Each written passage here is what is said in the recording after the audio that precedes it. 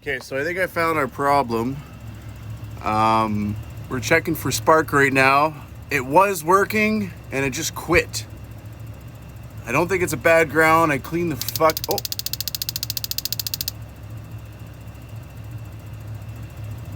Something going on with that wire, because you can hear this coil right here.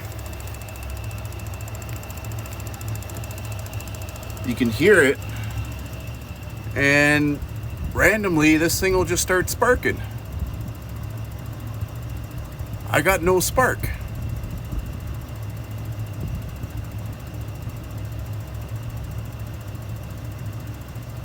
Or do I?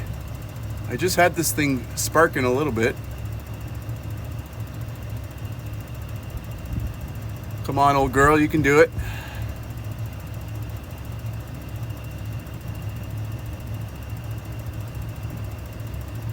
No, she's not gonna do it.